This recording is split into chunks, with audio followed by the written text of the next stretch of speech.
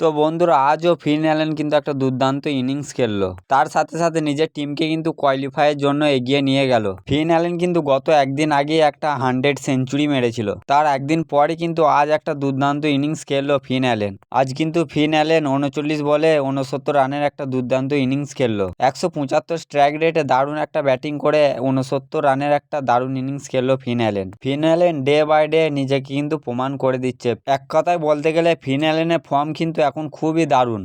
এরকমই ফর্ম নিয়ে যদি আইপিএলে ফিন অ্যালেন খেলতে আসে তাহলে তো খুবই বড় ব্যাপার হয়ে যাবে কেকেআর ফ্যান এবং কেকেআরের জন্য। ফিন অ্যালেনের এরকম ব্যাটিং দেখে মনে হচ্ছে ফিলিপ সল্টের রিপ্লেসমেন্টে কিন্তু ফিন অ্যালেন একটা দুর্দান্ত অপশন। এবং আজ কিন্তু রান পেল না টিম সাইপার্ট কিন্তু গত একদিন আগে একটা ম্যাচে কিন্তু ভালো ইনিংস খেলেছিল। তো টিম সাইপার্ট কিন্তু আজকের ম্যাচে রান পায়নি, 0 রানে কিন্তু আউট হয়ে গেছে টিম সাইপার্ট। তো টিম সাইপার্টের ফর্ম নিয়ে কিন্তু আপ ডাউন হচ্ছে, কখনো রান পাচ্ছে কখনো 0 রানে আউট হয়ে যাচ্ছে। তো টিম সাইপার্টের ফর্মটা একটু ডাউন। তো আর একটা খবর কিন্তু খুবই দ্রুত ছড়িয়ে যাচ্ছে যে কি মুস্তাফিজুর রহমানের রিপ্লেসমেন্টে কিন্তু স্টিভ স্মিথকে নিতে চলেছে কেকেআর।